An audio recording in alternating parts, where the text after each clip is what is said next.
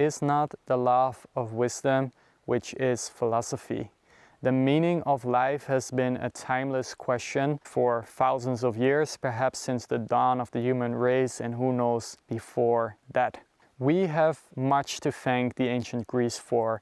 The modern Western culture that now dominates the entire planet can really be seen as originating from that golden age, whether it's democracy to philosophy and architecture to the arts. There is no doubt that ancient Greece was the flowering of human civilization. And what is really beautiful about that time is not necessarily that they were the cleanest, that they didn't fight any wars, that they were the most beautiful or the richest, but they had a fundamental sense of who they were on the inside. They had a core awareness. If you just look at what they made, if you look at the values they embodied, they were truly a core culture. And you had many seekers in those days. And when one would walk up to the temple of Apollo to consult the oracle of Delphi, the words "Know thyself" would welcome them, because they had true knowledge of who they were.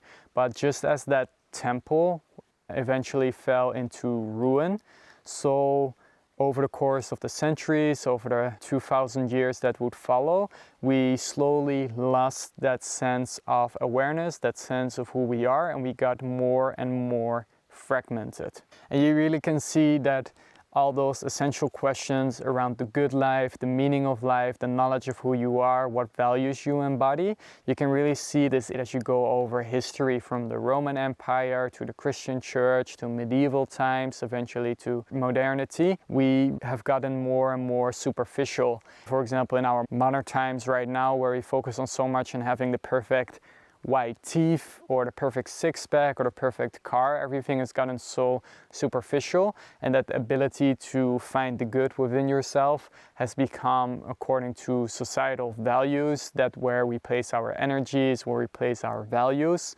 and we don't place our energy anymore in the core, we place it on superficial things. This fragmentation is really marked by the scientific revolution combined with colonialism and later the industrial revolution, where the human psyche, somehow the human experience, got really isolated. There's absolutely nothing wrong with material progress, but to isolate it as the only valuable thing in human life and to focus all your energy upon that while negating the rest, that is just really harmful. This is the core transition we have made as a culture, from a core culture to a superficial one, and now we're finding ourselves to live a splintered through industrialization that we're bringing death to the planet because we're really scared to live.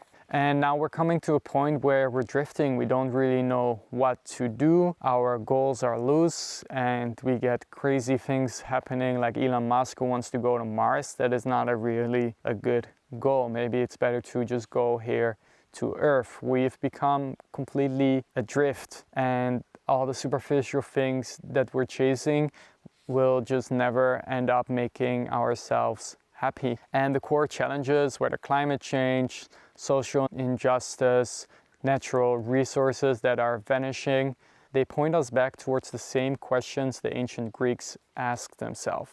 What is the meaning of my life? What is a good life? Why am I here? To go back to those essential core questions, and not to just ask them, write an essay about it or read one book on, but to really sit with them, to really embody them with our full being. That is what we again need.